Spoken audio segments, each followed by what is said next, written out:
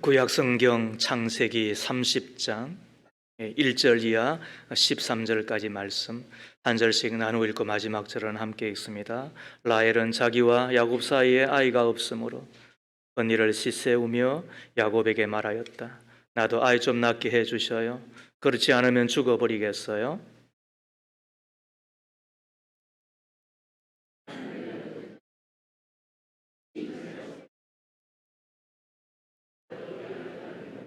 라헬이 말하였다. 나에게 몸종 비라가 있어요.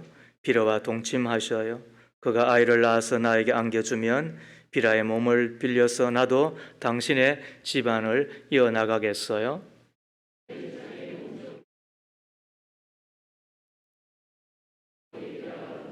마침내 비라가 임신을 하여 야곱과 비라 사이에 아들이 태어났다.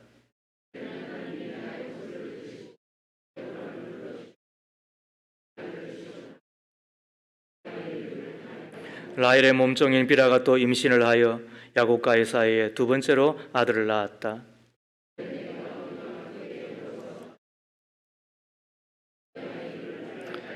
레아는 자기가 다시는 더 아기를 낳을 수 없다는 것을 알고서 자기의 몸종 실바를 데려다가 야곱에게 주어서 아내로 삼게 하였다. 레아는 내가 복을 받았구나 하면서 그 아이 이름을 가시라고 하였다.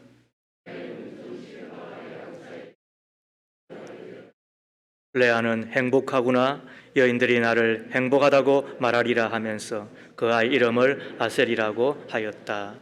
이는 하나님의 말씀입니다. 하나님 감사합니다. 아멘. 신자가 사는 방식 12번째 이야기를 함께 나눕니다. 무자식이 상팔자라는 이야기 들어보셨죠? 동의하세요?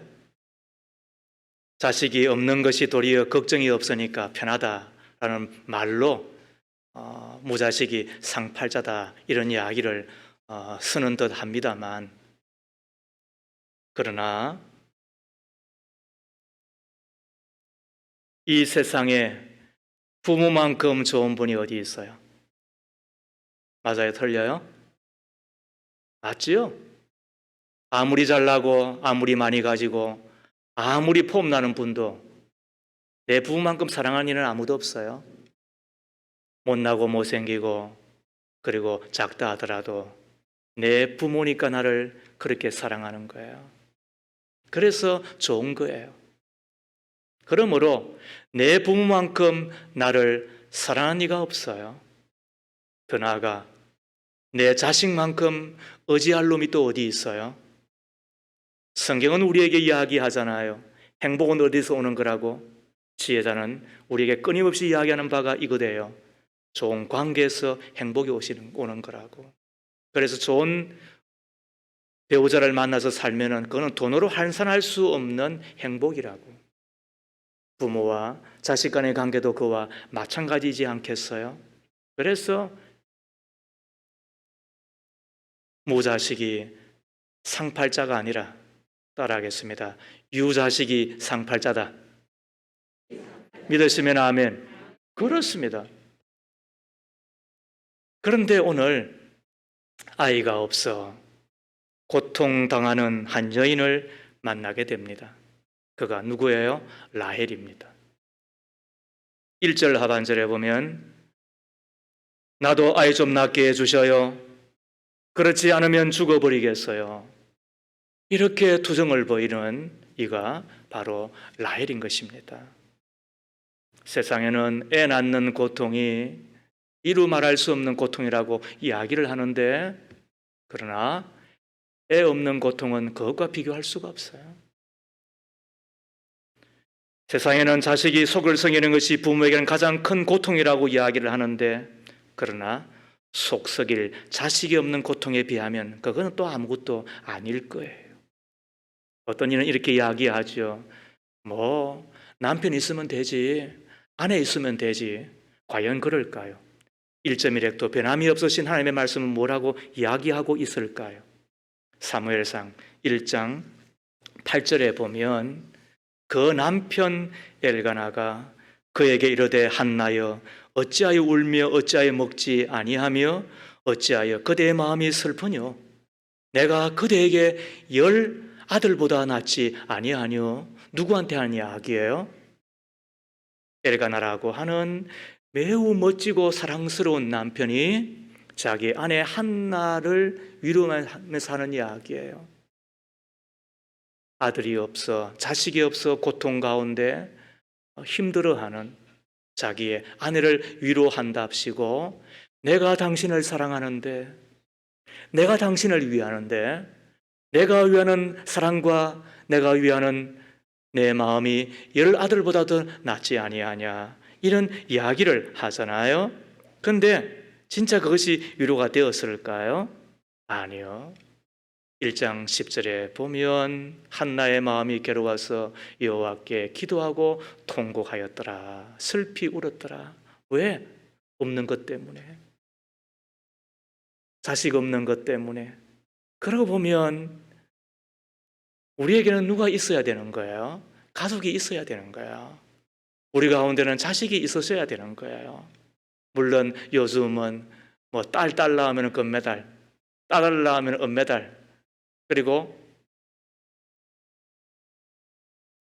아들 낳으면 동메달, 아들 낳으면 똥메달. 우리는 지금 똥메달 된 거예요. 이 큰일 난 거예요. 그러나 아무튼 웃자고 하는 이야기지만은, 그러나 있으니까 하는 이야기잖아요. 없으면 누구라도 그런 이야기 하겠어요? 그런데 오늘 이 라헬에게는 이 자식이 없는 거잖아요. 보면서 느끼는 바가 이거예요. 그렇게도 남편의 사랑을 독차지했음에도 불구하고, 없는 것이 있구나. 이것은 하나님의 뜻이구나.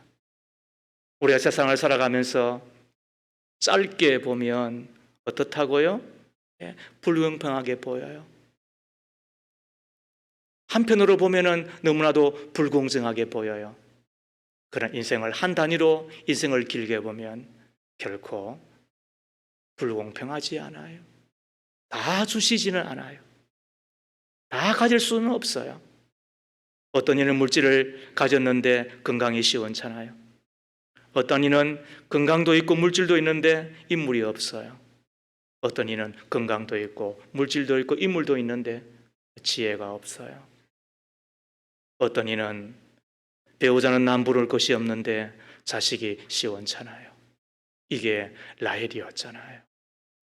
이게 하나님께서 우리를, 그리고 이 땅을 이끌어 가시는 방식이라고 하는 사실을 우리는 받아들일 수밖에 없는 거예요. 그러니까 그 없는 것 때문에 자기와 다투잖아요. 남과 싸우잖아요. 그리고는 이기려고 막 그러잖아요. 왜? 없으니까. 1절 말씀을 다시 보십시오. 라헬은 자기와 야곱 사이에 아이가 없으므로 어떻게 해요? 시세우며 시기하잖아요. 야곱에는 뭐라고 이야기해요? 나도 아이를 좀 낳게 해주세요. 그렇지 않으면 죽어버리겠노라고 바가지를 걸고, 그리고는 자신을 괴롭히는 자신을, 라헬을 보게 되잖아요. 그런데 우리는 성경 가운데서 이와 비슷한 처지에 있는 한 사람을 또 발견하게 됩니다. 그가 다름 아닌 사도 바울인 것입니다. 그는 자기의 처지를 이렇게 고린도후서 12장 7절 이하에서 고백하고 있죠. 내가 받은 엄청난 계시들 때문에 사람들이 나를 과대평가할는지도 모릅니다. 그러므로 내가 교만하게 되지 않도록 하나님께서 내 몸에 가시를 주셨습니다. 그것은 사탄의 하수인이라고 할 수 있는데 그것으로 나를 치셔서 나로 하여금 교만해지지 못하도록 하시려는 것이었습니다. 나는 이것을 내게서 떠나게 해달라고 주님께 3번이나 간청하였습니다. 그러나 주님께서는 내게 이렇게 말씀하셨습니다. 내 은혜가 내게 족하다. 내 능력은 약한 데서 완전하게 된다. 그러므로 그리스도의 능력이 내게 머무르게 하기 위하여 나는 더욱더 기쁜 마음으로 내 약점들을 자랑하려고 합니다. 그러므로 나는 그리스도를 위하여 병약함과 모욕과 궁핍과 박해와 곤란을 겪는 것을 기뻐합니다. 내가 약할 그때에 오히려 내가 강하기 때문입니다. 누구의 이야기예요? 다 갖지 못한. 자기도 완전해지고 싶지 않았겠어요? 왜? 목회자이니까. 복음을 전하는 사람이니까. 교회 지도자이니까. 그러면은 더 멋있게, 더 삐까번쩍하게, 또 혹은 더 하나님을 영화롭게, 그리고는 사람들에게 갈로 닫고 갈로 열고 뭔가 폼팍나게 복음을 전하고. 누군데요? 천하의 바울이잖아요.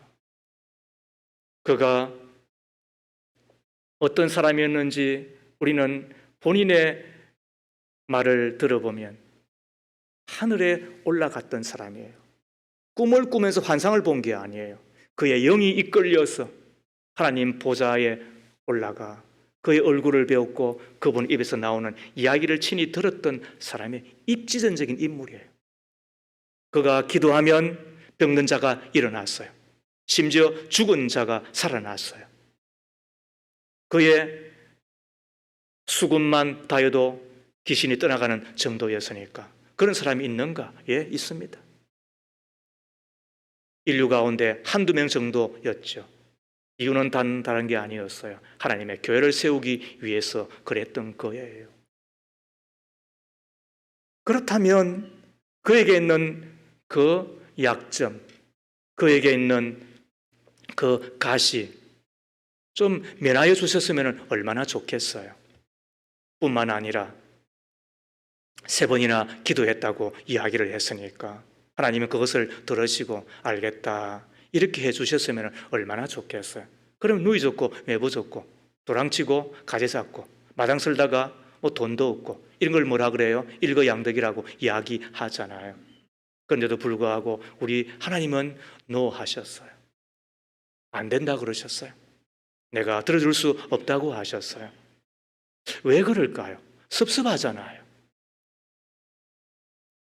한국 교회에 소위 내노라고 하는 선배 목사님들을 뵈면 한결같은 특징이 있으신 것 같아요. 지금은 다 소천하셨지만 한경직 목사님, 그리고 또 옥하는 목사님, 또 하영조 목사님 이런 등등의 분들을 보면 다 병약하셨습니다. 폐가 안 좋았던지 간 때문에 암으로 사셨던지 또 폐암으로 또 쓰러지셨던지 그분들에게 좀 강하게 해주셨으면 얼마나 좋았겠어요. 그리고 병들다가 기도해야 하였을 때 하나님은 그 기도를 응답해 주셨으면 간증이 되고 하나님 사랑이 되고 복음이 증거되는데 고속도로와 같은 역할을 할 수 있지 않았겠어요. 그런데도 불구하고 하나님은 그의 가시를 그대로 두셨던 것을 우리는 보게 되죠. 왜 그랬을까? 왜 그렇게 되었을까? 12장 9절 말씀을 보십시오.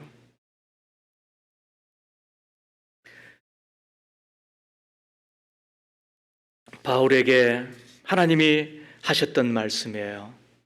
주님께서 내게 이렇게 말씀하셨다. 내 은혜가 내게 족하다. 내 능력은 약한 데서 완전하게 된다. 그러므로 그리스도의 능력이 내게 머무르게 하기 위하여 나는 더욱더 기쁜 마음으로 내 약점들을 자랑하려고 합니다. 한편으로는 섭섭한 마음이죠. 왜 서운한 마음이 없었겠어요? 그렇게 충성을 다하였던 하나님의 종이었는데 가시 좀 빼주면 얼마나 좋았겠어요. 그런데도 불구하고 하나님은 왜 거절하셨다고요? 우리도 하나님 앞에 섭섭한 마음이 들 때가 한두 번 왜 없었겠어요? 내가 주님을 위하여 하나님의 교회를 위하여 복음을 위하여 내가 헌신 봉사하고 충성하고 내 모든 것들 다 드려 지금까지 살았는데 내 가운데 있는 그 가시를 하나님께서 면하여 주지 아니하시는, 그래서 그냥 두시는, 그리고는 침묵하시며 손사래를 흔드는 것 같은 우리가 경험들을 할 때가 간혹 있으시잖아요. 그때 바울을 통하여 우리가 배우는 하나님의 그 침묵의 뜻을 깨닫게 됩니다. 뭘까요? 내가 온전하면 교만하여진다. 교만하면 너가 나를 버린다. 그리고 나를 배반하기가 너무나 쉽다. 우린 이 세상 가운데서 강하여지고 싶죠. 온전하여지고 싶죠. 그리고 아닌 척하지만은 그걸 가지고 자랑하고 싶은 우리들이잖아요. 마음은 알아요. 그러나 그 마음만 가지고 살아갈 수 없는 게 우리들이잖아요. 좀 지나고 나면 하나님과의 안전거리가, 그리고 주님과의 거리가 생기고 이제는 스물스물 자기 사랑의 영성 가운데 빠지는 우리들이잖아요. 그때 주께서 우리를 사랑하시기 때문에, 우리를 아끼시기 때문에 하시는 것이 뭐라고요? 그리고 깨닫는 게 뭐라고요? 내 속에 있는 가시, 나에게 있는 연약함, 혹은 나에게 그 부족함이 아프지만, 그러나 그것이 하나님의 능력이 나타나는 통로가 되는 것이구나. 하나님의 능력이 나의 연약함을 통하여서 나타나게 되는 것이구나. 그때 나는 감추어지고, 나는 새하여지고, 그리고 흥하시는 분은 주님이시고 주님만이 자랑이 되어서 드러나는 것을 보게 되는 거지요. 우리가 이 사실을 깨닫기까지는 어쩌면 시간도 걸리고, 어쩌면 아픔도 많이 겪으셔야 되고, 그리고 그것 때문에 어떤 때는 힘들어한 경우도 있잖아요. 그렇지만 내가 약할 그때에 곧 강함이라고 하는 이것이 아멘이 될 때 비로소 하나님이 나에게 다 주시지 아니하시고, 어떤 때는 가시처럼, 어떤 때는 나에게 있는 그 약함이 결코 결점이 아니라 하나님의 능력이 나타나는 축복의 통로구나. 나의 약함은 하나님의 은혜가 머무는 자리가 되는 거구나. 나에게 있는 가시는 하나님의 돌보심의 은총이 머무는 바로 자리가 되는 거구나 알게 되는 거지요. 그러므로 다 주시지 않는 하나님의 뜻 앞에 주님의 은혜와 능력이 내게 머문다는 것을 경험하는 것을 우리가 안다고 한다면, 오늘 신자가 사는 방식 또 몇 가지를 배우십시다. 첫 번째, 시기하지 말고 하나님 앞에서 자신의 연약함을 인정하며 사십시오. 사람은 지혜롭고 강한 존재 같지만 실은 작은 미물보다 못할 때가 많이 있습니다. 개미는 날씨가 흐리면 벌써 홍수가 날 것을 미리 알고 집을 나무 꼭대기로 옮긴다고 합니다.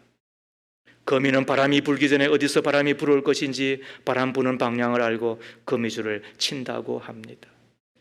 개미나 거미 같은 하찮은 미물도 앞일을 미리 예측하고 준비하는데, 그런데 우리는 어떻습니까? 우리의 육신은 어떠합니까? 우리의 정신은 더더욱더 어떠합니까? 작은 바이러스 하나에 우리는 안절부절하잖아요. 코로나19를 만나서 우리는 얼마나 비틀거렸어요.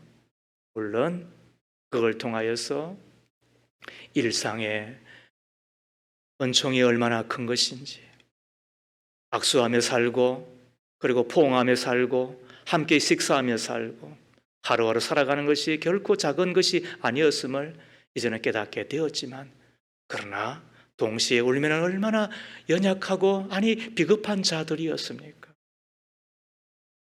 말 한마디를 들으면서 지옥을 경험하는 우리들이 있잖아요. 헤헤헤 그러던 오늘, 그리고 내일 어떤 될지 우리가 어떻게 알겠어요? 그런데 그게 너가 아니라 나임을, 그게 우리임을 안다고 한다면 그때 필요한 것이 무엇이겠습니까? 사람은 강한 것처럼 보이지만, 지혜로운 것처럼 보이지만, 그러나 질그릇과 같아서 깨어지면 수습이 되어지지 아니하고, 그리고 더 이상 노릇하지 못하는 것이 우리임을 안다고 한다면 그때 필요한 것이 자기의 연약함을 솔직하게 인정하는 용기이지요. 세상에서는 약해도 강한 척해야 살아남을 수 있다고 배웠지만, 그러나 우리 주님 앞에서 나는 한없이 연약한 자임을, 바람에도 흔들리고 비에도 젖으며 피는 꽃과 같고, 이것이 우리라고 한 사실을 받아들이는 것이 겸손이고, 그리고 그것이 믿음이 될 때 하나님께서는 우리를 돕기 시작하시잖아요. 우리의 연약함을 돕기 위하여 이 땅에 오신 분이 누구세요? 그분이 성령님이세요. 로마서 8장 26절에. 그러므로 강한 척 할 필요가 없어요. 늘 우리가 웃고만 살 수 없는 자이잖아요. 우리가 울고 싶을 때는 우는 거지요. 힘들 때는 힘들다고 말할 수 있으셔야지요. 고통스러울 때는 고통스럽다고 이야기하는 것이 우리들이잖아요. 그때 주님은 우리의 그 연약함을 내버려 두지 아니하시고 성령을 보내셔서 우리를 도우시고 다시 일으켜 주시고 걷게 주시는 삶이 되게 될 것입니다. 2023년을 시작하면서 오늘 주님이 주시는 신자가 사는 방식, 첫 번째는 뭐라고요? 시기하지 말고 자기의 연약함을 하나님 앞에 인정하며 살거라. 그만큼 더 큰 겸손도 없고 그 믿음을 보시고 하나님이 나를 도우신다는 거예요. 두 번째로 모든 것을 다 주시지 않는 것이 하나님의 뜻일진데 나의 약함을 통하여 주님의 은혜와 능력이 머무는 것을 아는 우리들이라고 한다면 두 번째입니다. 경쟁하려고 하지 말고 기도하며 사십시오. 2절 말씀을 보십시오. 야곱이 라헬에게 화를 내면서 말하였다. 내가 하나님이라도 된단 말이요. 당신이 임신할 수 없게 하신 분이 하나님이신데 나더러 어떻게 하란 말이요. 입은 삐뚤어져도 말은 바로 하라고 그랬잖아요. 오늘 누구의 말이에요? 야곱이요. 어떻게 이것이 가능했겠어요? 어릴 때의 신앙? 네, 그렇습니다.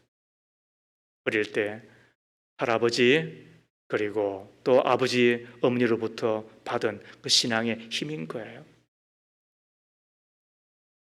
그가 하는 이야기가 뭐예요? 임신할 수 없게 하시는 이는 하나님이시다. 내가 하나님을 대신하겠습니까?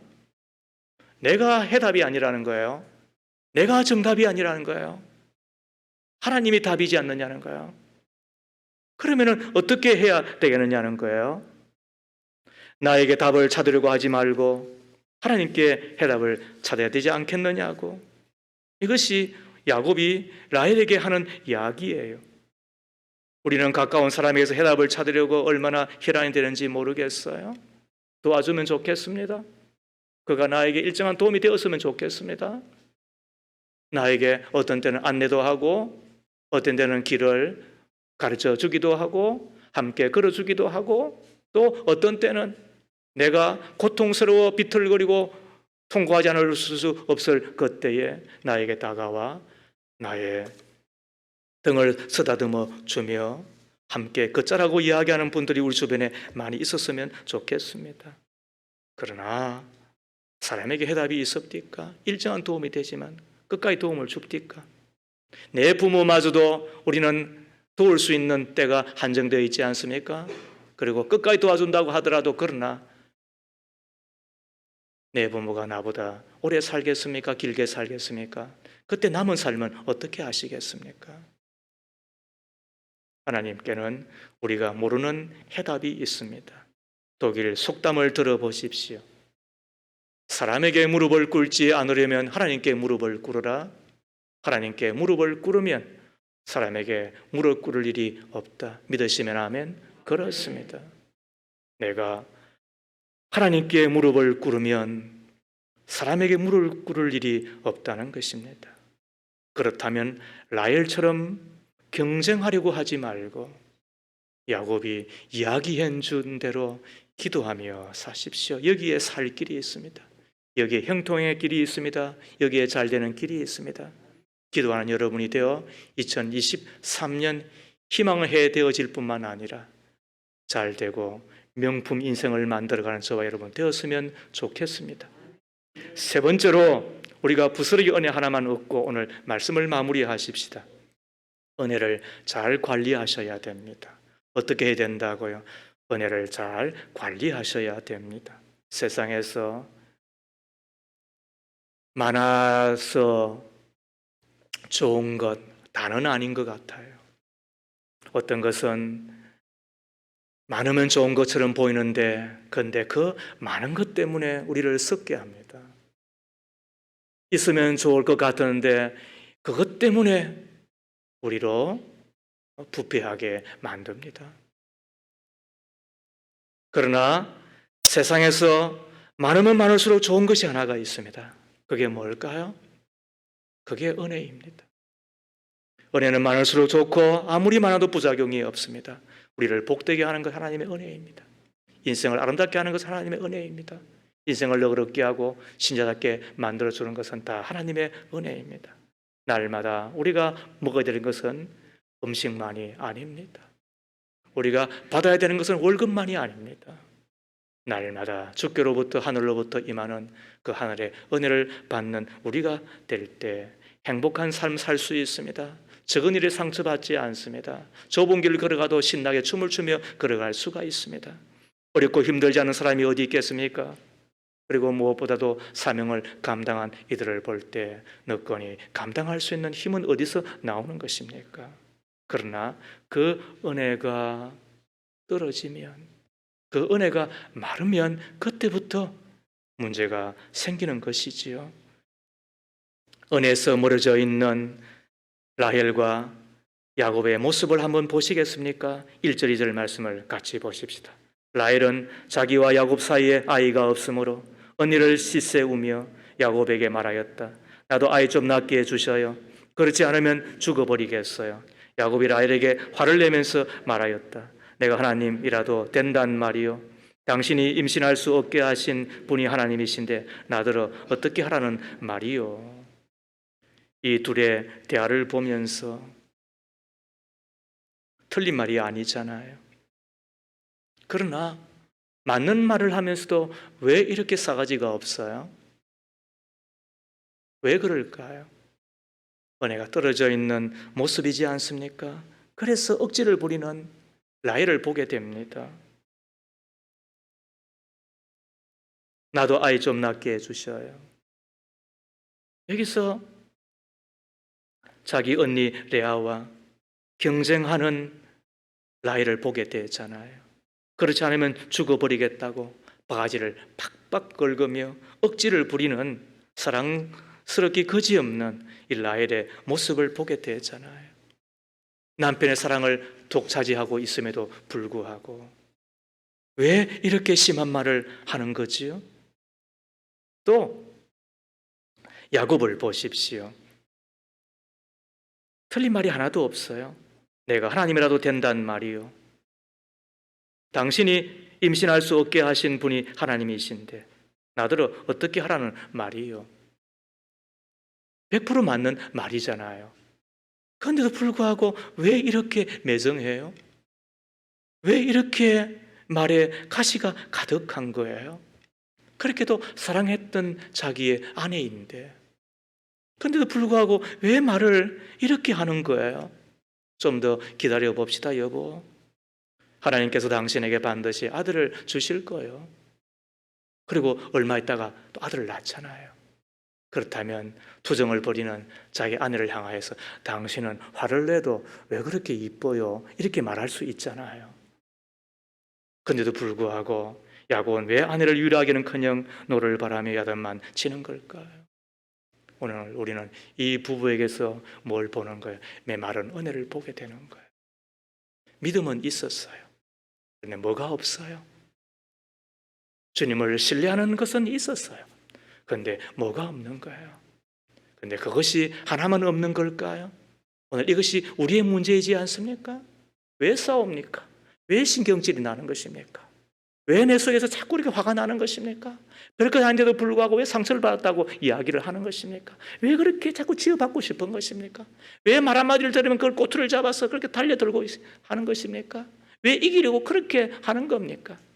여러분, 세상을 살아가면서 이길 때가 있고 질 때가 있는 것입니다. 이기는 것이 질 때가 있고 어떤 때는 지는 것이 이길 때가 있는 것입니다. 웬만한 너와 나와의 관계에 있어서는 이기는 것이 아니라 질 때가 이기는 것입니다.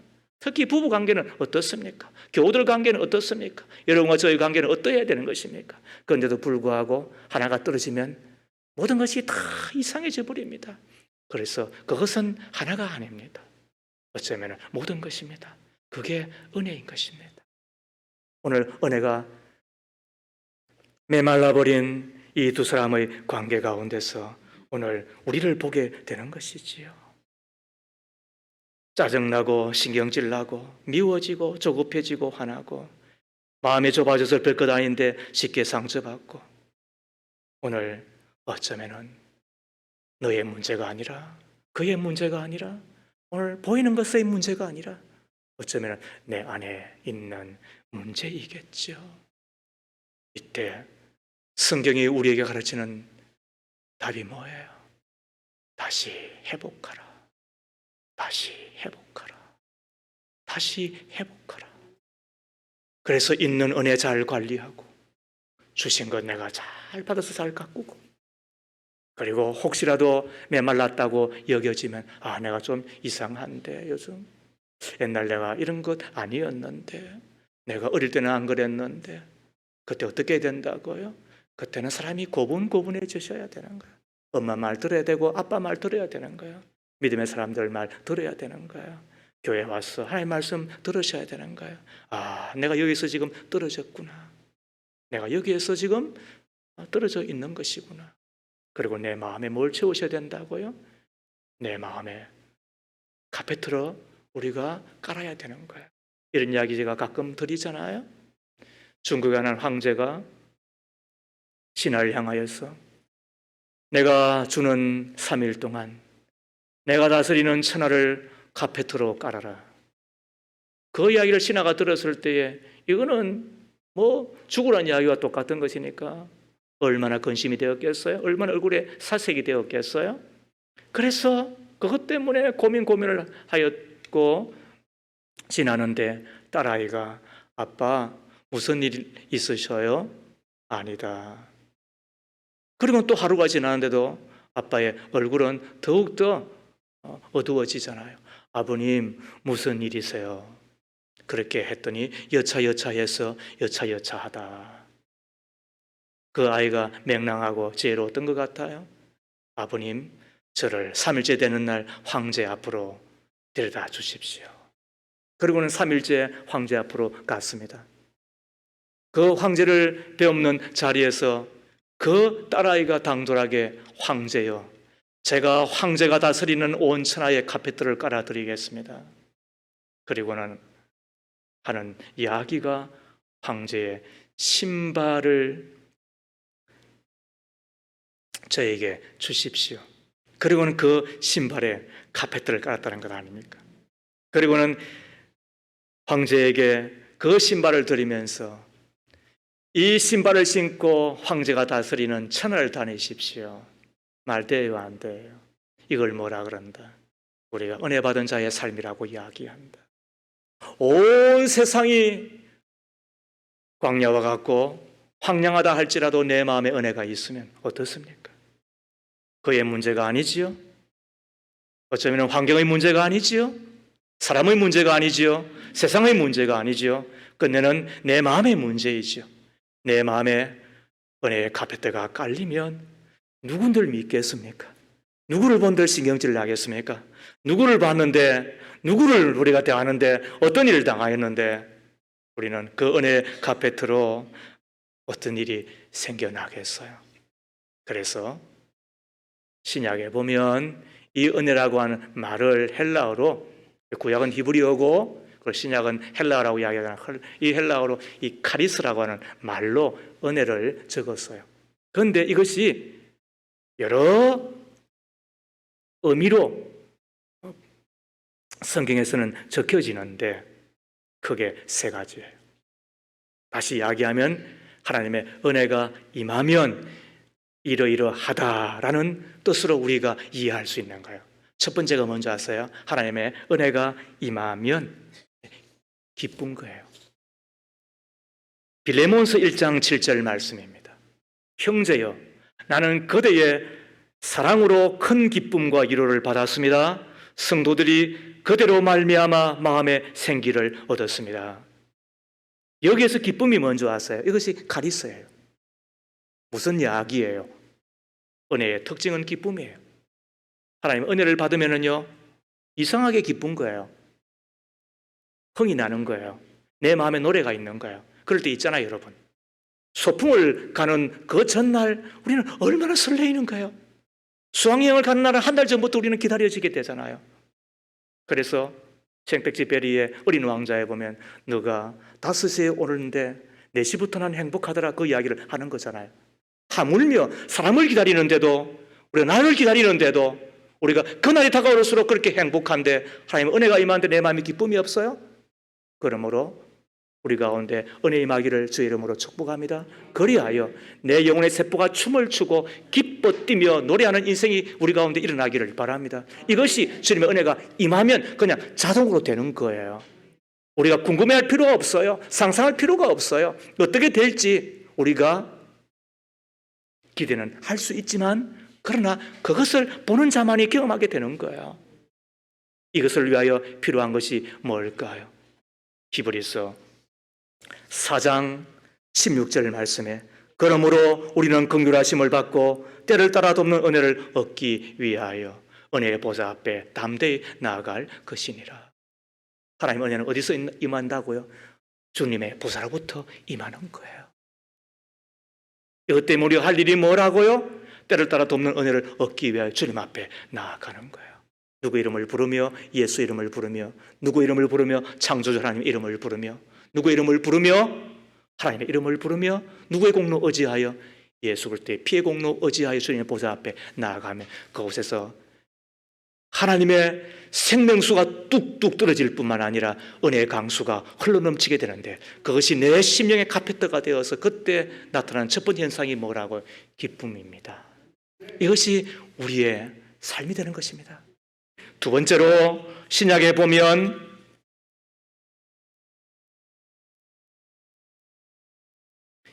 우리 가운데 은혜가 임하면 감사하게 됩니다. 디모데전서 1장 12절 말씀에 나는 나에게 능력을 주신 우리 주 예수 그리스도께 감사를 드립니다. 주님께서 나를 신실하게 여기셔서 나에게 이 직분을 맡겨주셨습니다. 맡겨주셨으면 힘들어야 되는데 굳이 나에게 맡기셔서 이 힘든 일을 내가 해야 되느냐라고 우리가 그렇게 할 수 있는데 그런데 은혜 받은 바울은 어떻다고요? 예수께 감사를 드린다. 이 감사가 뭔지요? 이게 카리스예요. 그래서 성경은 배울 필요가 있는가요? 하나님 은혜가 임하면 어떻다고요? 그냥 감사가 되는 거예요. 나 같은 것 하나님이 쓰시려고. 나 아니라도 하나님이 맡길 수 있는 사람들 많이 있는데 나보다 더 똑똑하고 나보다 더 믿음 좋고 나보다도 더 능하고 나보다도 더 좋은 그런 조건을 갖고 있는 사람들이 많이 있는데도 불구하고 나에게 믿음을 주셨을 뿐만 아니라 나에게 직분을 맡겨주셨구나. 내가 죽도록 충성하게 해주셨구나. 아, 하나님 감사합니다. 이것이 은혜라고 하는 거예요. 이 은혜가 임하면 감사가 되는 거예요. 이게 카리스 은혜예요. 세 번째가 뭘까요? 은혜가 임하면 사랑하게 되는 것입니다. 누가복음 2장 52절 말씀에 예수는 지혜와 키가 자라고 하나님과 사람에게 더욱 사랑을 받았다. 이 사랑을 받았다라는 이 말이 뭐냐? 카리스예요. 무슨 말이에요? 은혜의 특징이 뭐냐 하면 그게 사랑스러움이에요. 하나님 은혜가 임하면 어떤 일이 벌어진다고요? 사랑스러운 자가 되고 그 다음에 내가 사랑하며 살게 되는 거예요. 정신 분석가인 스카펙은 사람들이 부모의 애정 결핍이라는 마음의 상처를 극복하고 스스로 인간적으로 자신의 부모보다 훨씬 나은 삶을 훨씬 나은 삶, 사랑을 베풀며 사는 것은 거의 힘들대요. 그래서 받은 사랑만큼 사랑하는가 봐요. 사랑 많은 부모를 만나면 사랑을 많이 하며 사는 거예요. 그렇지 않는 부모를 만나서 살게 되면 그것을 극복하는 것이 쉽지 않다는 거예요. 이것이 정신분석학자 스카펙이 그가 생애를 통하여서 연구하고 그런 조사하고 분석해서 우리에게 보고하고 있는 바예요. 그러므로 청출어람에 맞는 겁니다. 뛰어넘는 것이 쉽지 않아요. 그런데 뛰어넘는 이가 있더라는 거예요. 그 사랑에 갇히지 아니하고 그 울타리를 뛰어넘고, 그리고 제가 갖고 있는 그 마음 혹은 자기의 능력을 벗어나 훨씬 더한 삶을 살되 사랑하며 살아가는 사람이 있더라는 거예요. 그게 뭔지 아세요? 위로부터 은혜를 입은 자라든. 그 은혜를 입은 자는 자기의 한계를 극복합니다. 자기 울타리를 뛰어넘습니다. 그리고는 사랑하는 사람이 되더라는 거예요. 그리고 사랑하며 사랑받으며 사는 사람이 되더라는 거예요. 그때 뭐가 임하는 거예요? 그때 기쁨이 임하고 또 감사가 충만해지는 것 아니겠어요? 행복한 사람으로 살아가는 것 아니겠어요? 그래서 은혜예요. 은혜는 우리를 변화시킵니다. 죽을 수밖에 없는 죄인을 하나님 자녀로 삼게 주신 것이 주의 은혜이고, 그리고 은혜는 또한 우리를 기쁘게 하고 감사하게 하고 또 사랑하며 사랑한 자가 되게 해 주시는 거잖아요. 오늘 우리는 2023년 신년 예배를 주님 앞에 드리고 있습니다. 하나님이 다 주시지 않는, 한편으로는 가시가 있기도 한 것이 우리들입니다. 그러나 그것 때문에 우리는 신비한 은혜를 또 체험하게 되는 것이지요. 이것이 믿음의 비밀이지요. 그렇다면 신자가 사는 방식 12번째 이야기는 이렇게 마무리가 됩니다. 자신의 연약함을 인정하며 받아들이십시오. 이것만큼 더 큰 겸손도 없고 그 믿음을 보시고 하나님이 나를 붙들어 주시는 겁니다. 그리고 경쟁하려고 하지 말고 하나님께 더욱더 적극적으로 기도하며 사십시오. 그때 주님은 들으시고 응답하십니다. 더 나아가 나에게 베푸실 그 은혜를 우리가 마음껏 받아 또 주신 그 은혜를 잘 관리함으로 기뻐 뛰며 춤추며 노래하며 살아가는 천국 인생일 뿐만 아니라 우리가 한없는 감사의 사람, 그리고 사랑하며 살아가는 저 여러분 다 되어지기를 주의 이름으로 축복합니다. 살아계신 하나님, 영광 받으시기에 합당하신 주님, 한없이 부족한 저희들을 너는 내 것이라 지명하여 부르시고 주님의 한없는 구원의 은총을 베풀어 주시오니 감사드립니다. 라헬에게 자식이 없었던 것 같이 우리에게 왜 없는 것이 없겠습니까?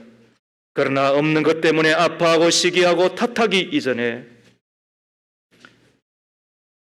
부족하기 때문에 하나님의 능력이 온전히 나타난다는 사실 깨닫고 보니 주님이 주신 은혜와 그리고 사랑이 더 많은 것임을 우리가 잘 알므로 약함을 인정하며 살게 하옵소서. 경쟁하기보다 기도하며 살게 하옵소서. 때를 따라 돕는 주님의 은혜를 바라며 주의 보좌 앞에 나아가 복락의 생수로 부으시는 은혜의 사람 되어 기쁨의 사람, 감사의 사람, 사랑하며 살아가는 명품 인생 다 되게 하옵소서. 예수님 이름으로 기도합니다. 아멘.